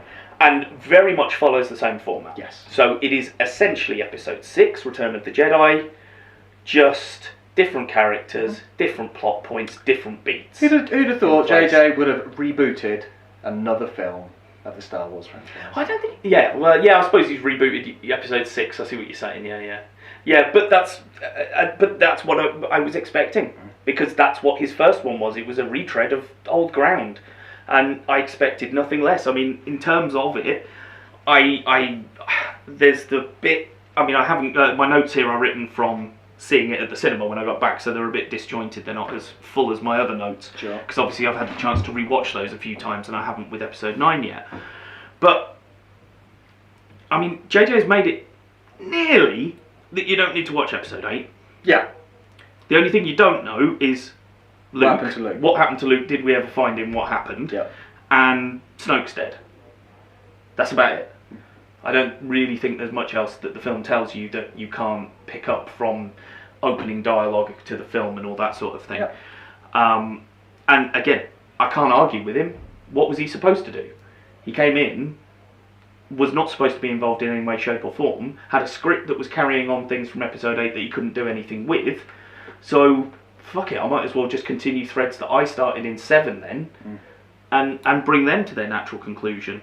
And like I say, the final battle, the Act 3, the final battle, is exactly Endor from the end of 6. You've got the space battle in the air. You've got the individual. Yes, you've got the ground individuals space facing battle. Oh yeah, okay, ground space battle, which would be the equivalent of the Endor ground battle with Han and everyone.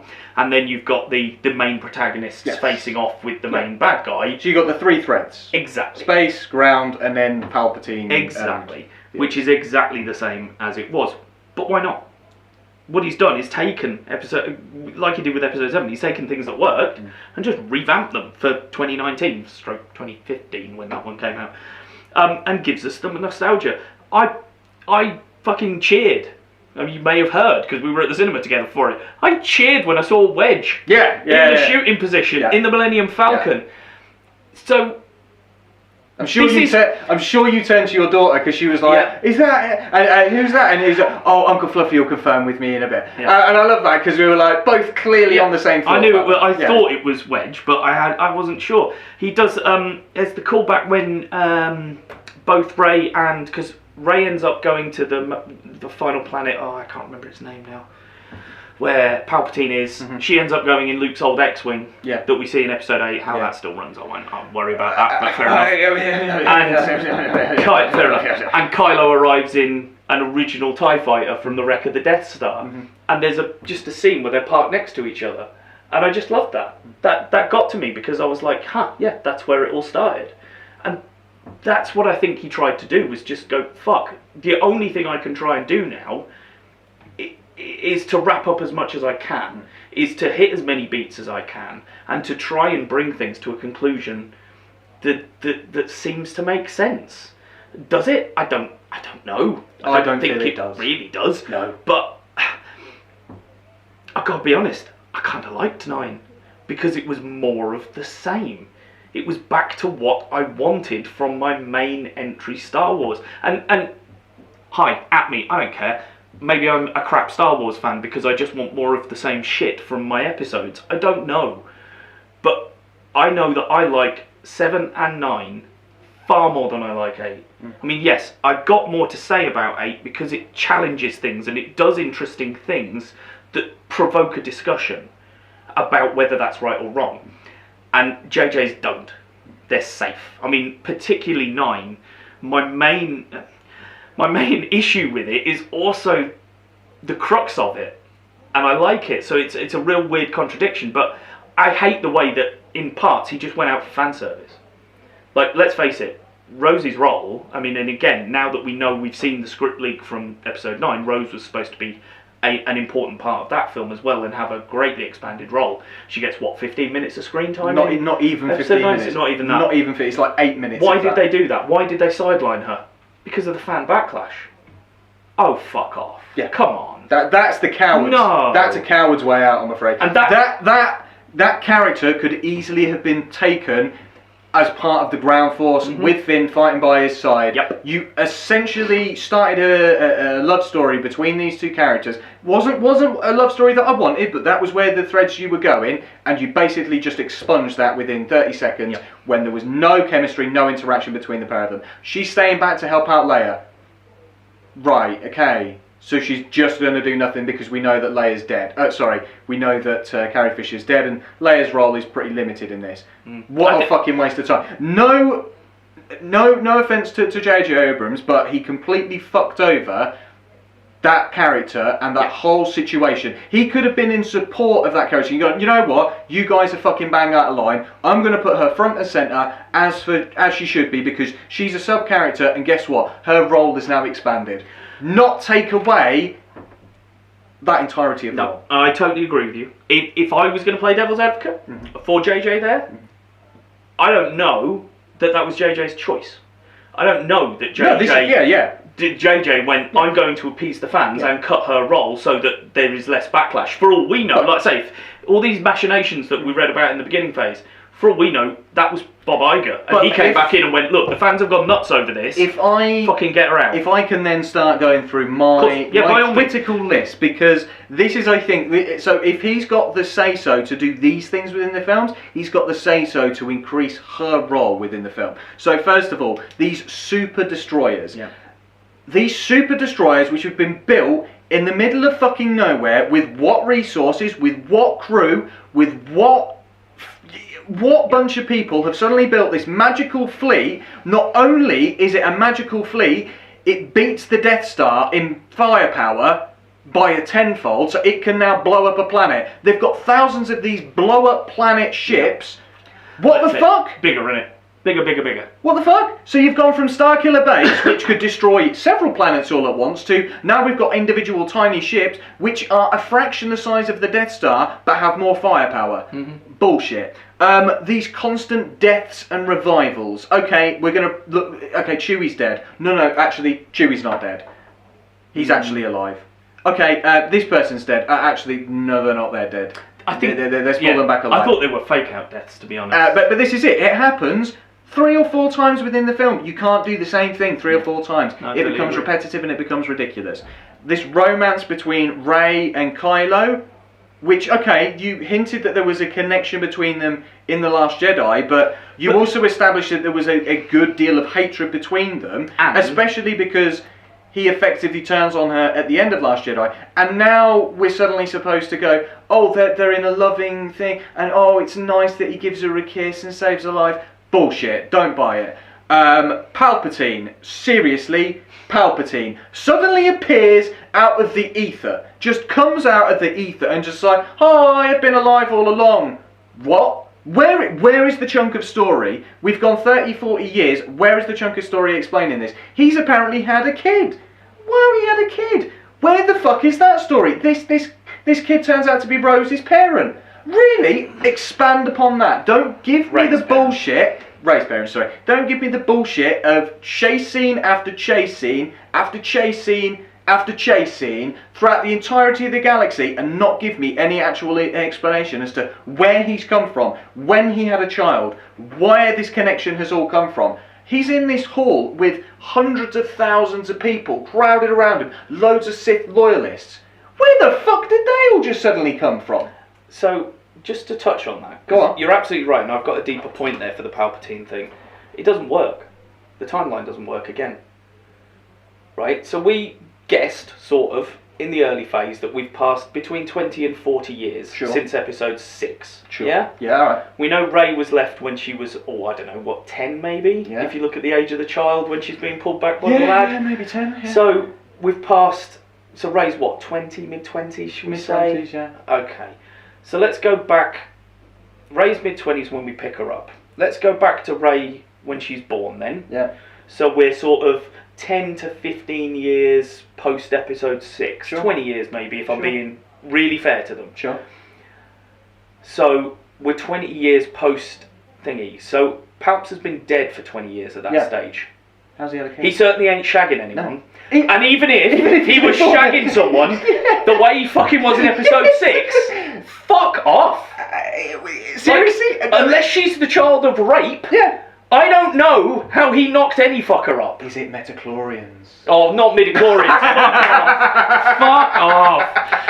Oh, I suppose that's the one thing we can say that Rian Johnson did right. He didn't turn around and go, hey, everyone can have force powers because there's been a midichlorian shower. Yeah. Oh, fuck. But yeah, it doesn't fucking work. It does not work. Now, again, playing devil's advocate, of course it doesn't fucking work. Because it wasn't planned from the start like this. JJ scrabbled around in the fucking dark, grabbed some pieces from his chessboard and went, right, well if I put that there and that there and that there, yeah, go on, I think I can make that work.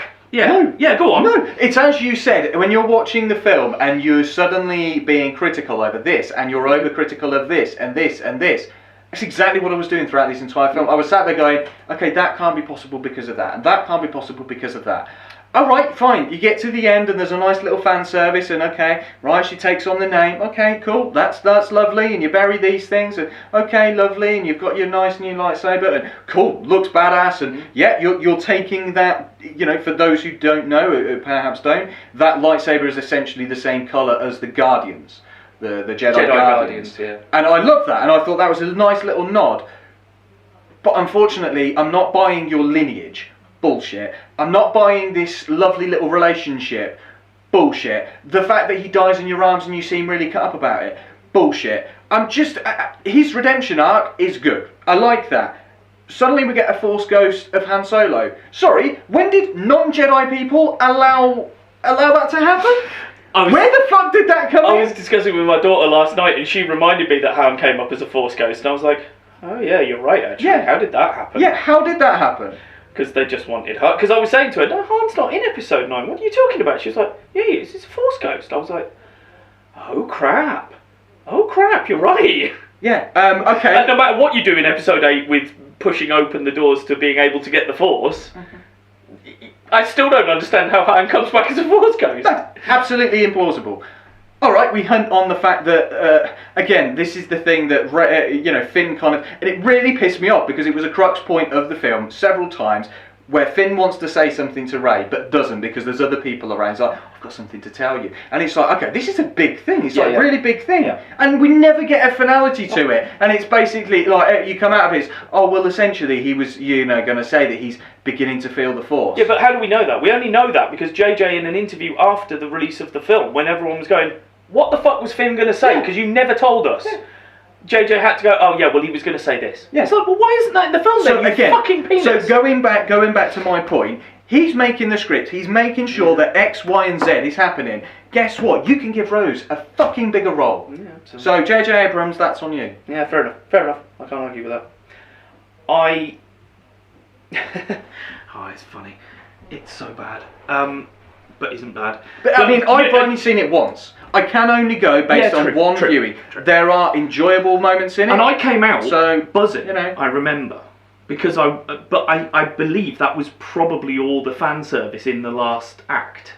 Because you even get the voices of the different Jedi in her head. Yeah. And that was, I loved that. That was so good. Yeah. But it's just fan service. It is. It's what you do when you're wrapping up the trilogy. You reference things that have come before, don't you? Yeah, to make everyone the only like thing that I will say on that is that, again, this is somebody who's watched the animated stuff.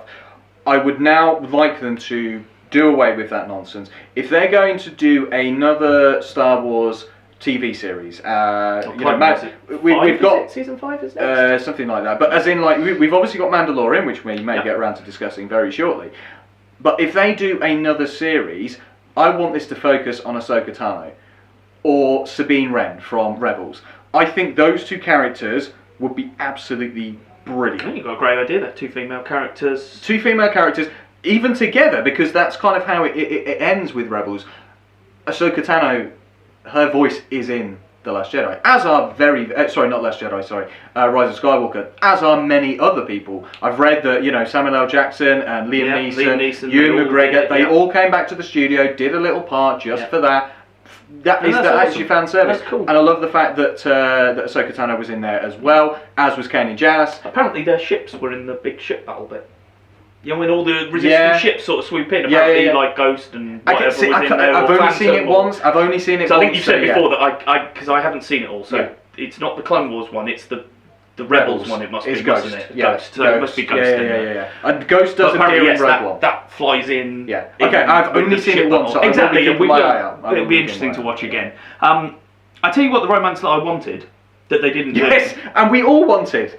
It's that bit at the end where Finn and Poe run and hug each other. Yeah. Kiss. Yeah. Kiss. Yeah. It's like, of all the shit that you've had to put in here because things have gone this way or that way, the one thing that I think has been fairly consistent all the way through is a very bromancy relationship between Finn and Poe, particularly in the first one. Yeah. I mean, anyway, they shoehorned in that final sequence. Yes. They shoehorned in a lesbian kiss in the background, a female kiss, and I was like, no.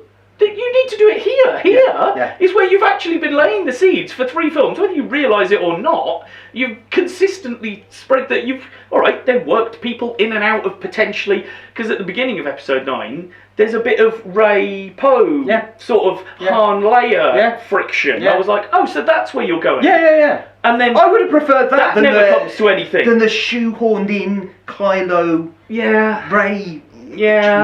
No. Didn't buy it. Didn't buy it for a million years. Like, I'd have accepted them as sort of a brother-sister connection or something. But that I would have understood. But, I'm going to give you a kiss goodbye before you fall asleep and die in my arms. Bullshit. Not buying it. Sorry. Not buying it. No, I agree. Yeah. And you know why they didn't. Because, as we saw, they had to cut the lesbian kiss out for release in China. Yeah. So if they'd have done it between 2 main characters, they'd never have gotten the Chinese money from it. And that is where, as much as you say, yes, JJ is writing the script, is in control of this and is in control of that, is he? Or is Disney going, yeah, but we can't market it if you do that. And actually, no, you can't do that bit because then China won't have it. And no, you can't be pro that because then Russia aren't interested. We've already talked about the South Park episodes discussing this very thing. Exactly. So yeah, I think I haven't really got much more to say about 9 of you. No, as I said, I mean, I've only seen it once. I suppose in hindsight, I've seen. Maybe we should do Force Awakens and Last Jedi. Bits of the Last Jedi because I can't get through that middle bit. I just can't. It's just too bad. Maybe we should do a watch along or something for the podcast, and then people can possibly start the film at the same time as the podcast and listen to us comment through it when it's out on Blu-ray or something. Maybe that would be interesting to see whether we feel differently about it. Sure. Because regardless always, of how you feel about all this, like I say, my conclusion would be that I have realised that from my main episode Star Wars, what I wanted was more of the same. I wanted the JJ version, basically. I didn't want things to be subverted. I didn't want strange things to happen. I didn't touch on the bit where I think they protected it. So episode 9 introduces Force healing. Yeah. After the kick-off in episode 8 of the Force pull, do you remember The Mandalorian? There was one episode that was pushed prior to Rise of Skywalker's release. That episode was the episode where they introduced Force healing. Well, and I feel that they did that because no one complains about it on The Mandalorian. Sure. A new Force power being introduced. Sure. But they went mental when that happened in episode 8. So I genuinely think that Disney went, right, put this episode first, because that'll happen, then people will see the same thing happen in Rise of Skywalker, and if they start to kick off, the fans will go, oh, but it happened in this first. Why aren't you ragging on this? I mean, as I understand, I mean, the thing is, having played multiple like Star Wars games and stuff like that, the ability to heal has always kind of been there, ingrained, I think, to some degree. But it hasn't fair been enough, within but again, the... you're going into the wider canon exactly. that your average Joe doesn't know. Yeah, exactly. But then again, can you argue that Star Wars is made for the average Joe anymore? This is it, yeah. I don't know. Yeah. But yeah, I don't think you can do that because average Joe won't have read that, and I didn't know. I've played some Star Wars games and stuff. I didn't know you could heal. I didn't know you could force heal. Yeah, I'm sure it's part of but I haven't played as many as you, admittedly. But I played like the first Battlefront or whatever, and I've played a few Star Wars strat games over the years and things, and a little mobile game. But I've never seen force healing. That was totally new to me. I didn't care because there was an interview with Rian Johnson I was reading for the research on this, where people were the interviewer was questioning him about Leia's force powers and new force powers being introduced, and he said, well, why is everyone forgetting that we were introducing new force powers in the original episodes, because we'd never seen any of this. So every power was a new power, and no one complained back then. But because you've set it in stone, and you've built this reverence structure around it where we have to treat this as almost a work of biblical proportions, to almost deify it in the modern, which is not everyone's view, but is certainly the fandom of Star Wars at its core, the fanatical aspects of it, would treat it as such, would see it as almost a sacred text that should not be messed with. Yeah, I mean, loads of people had, were in uproar when, Phantom Menace came out, and suddenly, lightsaber battles were fucking sword battles. They were cool, slow samurai style battle that you get between Obi-Wan and Vader. In the first, they're not. They're okay. These are energetic people. These are young. These are virile people. They can bounce about and do crazy. I think it flips went and nuts stuff for like Yoda, this. but I do love that sequence at the end of, is it Attack of the Episode Clones, 2, where him and Dooku were. But he's just like, yeah, and he's bouncing all around. He's just a blur of green light flipping around. But that's it. It's like, okay, yeah, he's very crippled most of the time because he doesn't really use that much energy. When he does, he's gonna spend some energy. So yeah, I mean, I think the thing is we will always say, in terms of any review that we do, it's subjective. Yeah, absolutely. It's what we particularly like. Whereas there are different opinions over everything, and that's where I think this toxic culture comes in. Yeah, we're opinionated on what we're talking about, but guess what? I'm not going to go on the internet and I'm not going to spew hate and horrible comments at people because of a performance they've done of a fictional character in a fictional story. And that's what we have to remember in all instances of this stuff. Absolutely. And I even think, bringing it down a level from that, I don't care whether you out there enjoyed the film or not. That's entirely up to you. But I would hope that you are able to sit down and have a reasoned discussion with someone with an opposing point of view. Because, you know what? Sometimes you don't see everything. And sometimes you aren't considering all sides of the thing you're looking at. Because you've got your own opinion, which leads you down a certain path. It always does. That's default. So you have to either have someone else to go, but did you look at that? Yeah. That kind of doesn't marry up with what you're saying. Yeah. And then you go, shit, actually, you're right.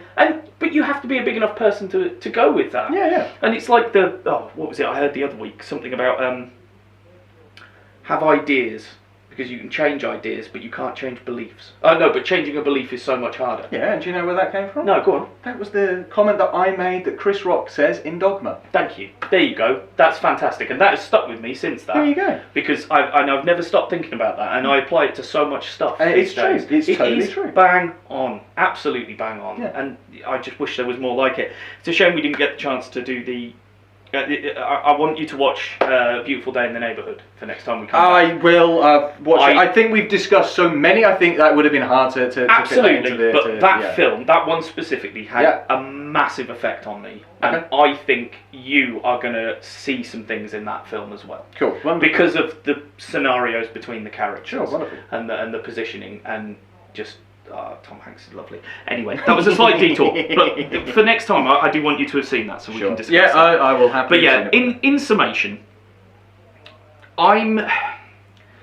The problem is, I would love to throw away all the gumph about the situation around it and how things came about and the amount of time that JJ had and what he was left, the pieces he was left with to try and construct something. If I'm going to be fair, I think he did the best job that he possibly could have done. I don't know how I would have done it any different. No. Given the constraints he was under, given the fact that he had no thoughts for this franchise after his episode. He didn't know where it was going. He had no idea where he would have taken it. He was out. It's expectations as well. Exactly. And you would have thought they would have been lowered by episode 8 and how badly received that was. Sure. But I discovered that, yeah, I am a shit Star Wars fan who just wants more of the same really from my main episodes. Okay. I'm a bit crap when it comes to that, to be honest. I didn't want to be challenged by Rian Johnson and his stuff. And the problem is, even if I did want to be challenged by it, and let me say, I love Rian Johnson as a director. I think he's amazing. Hello, sir. I think you're brilliant. You're not listening. But I think you're incredible. Knives Out, yay. And like I say, I've been a fan since Brick. But I didn't want that. That isn't what I wanted from my Star Wars, and even if it was, I don't. The problem is the plot, the narrative flow of the film just is too slow and boring, really. There's not enough actually, even though you've got 3 separate storylines going in different places, one of them's really boring, the other one's totally stupid, and the other one's really disappointing because it's not the character that you wanted, not training the character that you do want. However, I will say this. Now, we've obviously had, I mean, granted, not core Star Wars films in that sense. However, we've also had the, you know, side films. We've had Rogue One, which is fucking phenomenal. I went into that and loads of people were like, ooh, and came out of it. I was like, I fucking love Rogue One. Even to this day, I still love Rogue One. I think it's absolutely phenomenal. Oh, Rogue One. If you sat me down and said, I've got every Star Wars film that's ever been made, main episode or side, what do you want to watch? Yeah. Rogue One. Rogue One. Every time. Love it. But this is the thing. What I will say about The Last Jedi is it's not the worst Star Wars film. That is reserved for Solo.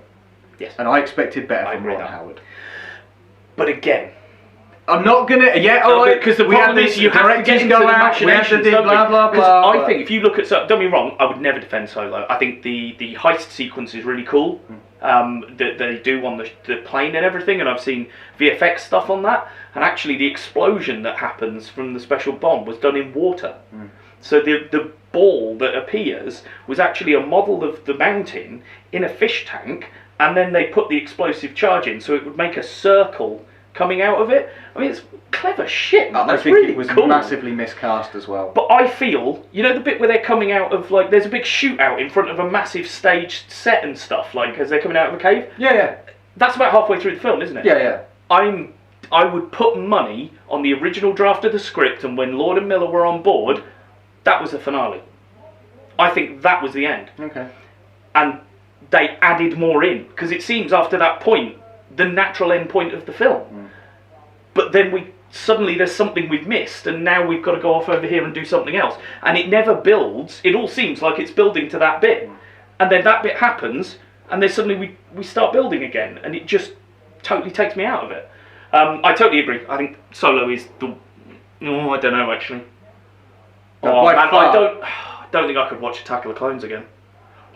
Genuinely, I could struggle through them. It's the middle bit. It's the bit where we get to Naboo and we have the horrible... they're dancing around the fields and all that nonsense. Because they're not even real fields, because George Lucas is a fucking dickhead by that point. Calm down. He didn't even want to take them into a real field. Calm down now.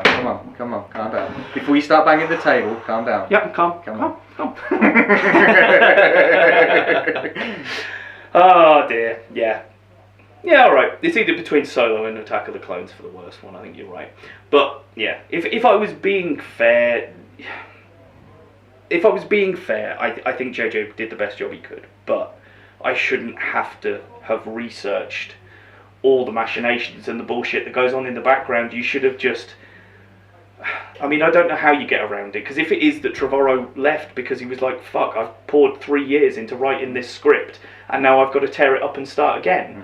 Shit, man, I can't do that in the amount of time I've got left. But again, going back to our just previous podcast of The Expanse, check it out, everybody. We talk about the fact that there are there are books, so there is a definitive explanation as to why this happens and why this is paid off. For me, fundamentally, the majority of the payoffs in this film are never set up. There is no payoff for a lot of the things happening in this film. That fundamentally, for me, is the crux of my issues. Yeah, and that's the thing, and I wonder whether, you know, we clearly would have got some payoffs if you go through the script. I mean, I didn't go through the entire of the leaked episode 9 script. I read write-ups of it, but if JJ had done 7, 8, and 9, that flow may have been better. Yeah. But we had a juxtaposition from 7 to 8, and then completely flip it again. And I wonder whether that's where they went wrong.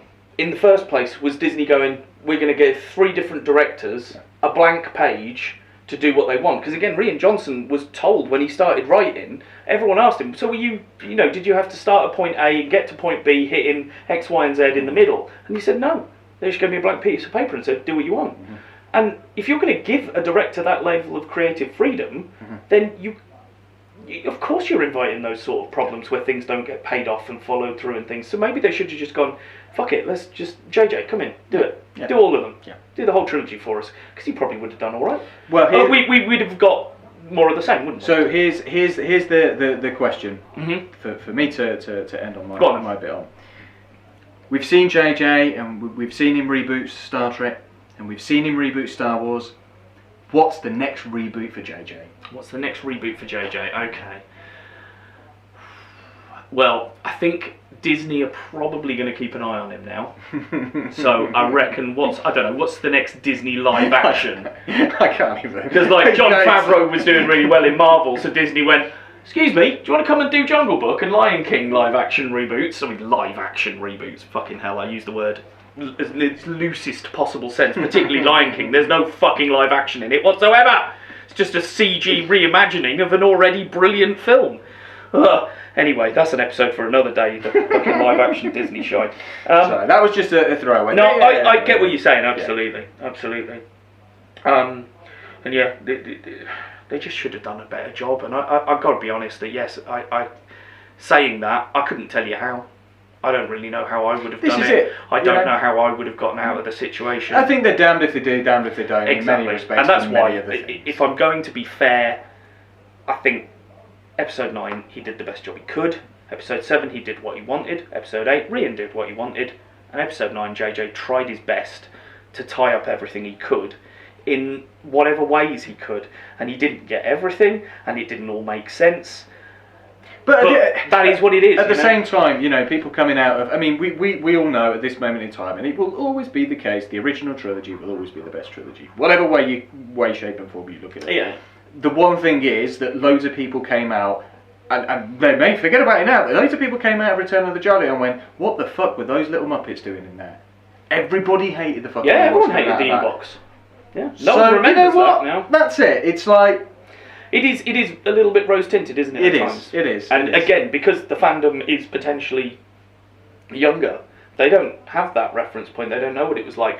I tell you what, the only other positive I would say is, my daughter is 11, and I tried to start getting her into Star Wars about when she was sort of 8ish, because I thought we can start with the prequel stuff and move forwards.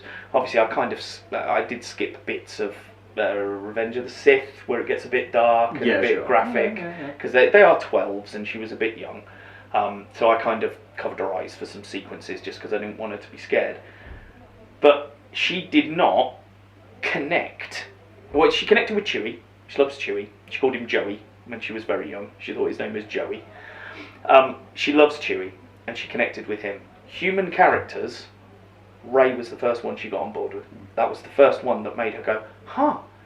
And I think it's because it's a female. And it was a female, as you say, just surviving, doing the basic mundane shit, you know, and not exciting in any way, you know. And I think she that was what she latched onto.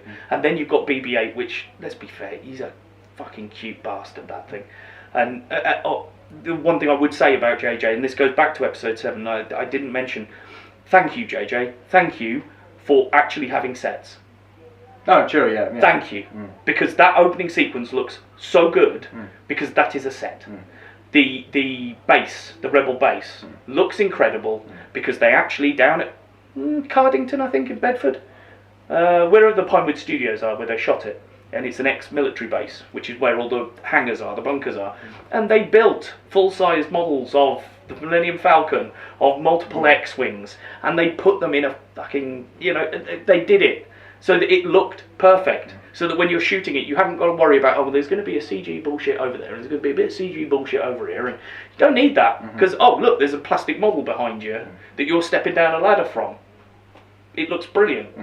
And I really love that he went with that, and he continued that forwards, I think, into 9. I mean, I think about the third act, and a lot of the third act is probably CG, actually. Like, if you think about the stuff on the ground battle on the ship is probably most of it. Yeah, the whole stuff with Palpatine. And all the Palpatine thing could be... So, alright, but at least in the first place, he did try and bring it back round to genuine sets again. But yeah, alright. Let's call it quits on that one then. I think we've said all we need to say, haven't we? I think so. We've tried to be as fair. Well, I've tried to be as fair as I can. I didn't want this to be a Star Wars bashing session. I've tried to pick out the positives where we have found them and we agree on them. And I've tried to put across the situation politically, if I can use that term, to describe the background and the backstage machinations, if you like, that were going on around it, to give some context to what we got. It's not to say I wasn't entertained. I was. Exactly. I suppose. I watched 7 and 8 again since to prepare for this. Yeah. 7 I enjoyed pretty much every minute of, and 8 I struggled with for a lot. And like you say, it's that big middle section that just drags it all back, and it's bookended by a couple of good sequences, basically.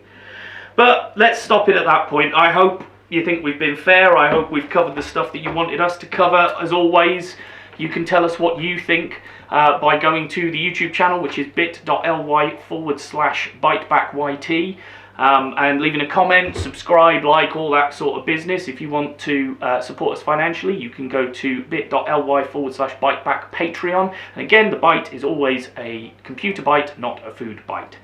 And finally, if you want any of this information again, and you want links and to be kept up to date with what we're doing, please go to facebook.com/thescreenmasters. That's facebook.com/thescreenmasters, where you can send us a message and do any of that sort of stuff. But for now, I have been Bav. I have been Fluff. And this has been Screenmasters.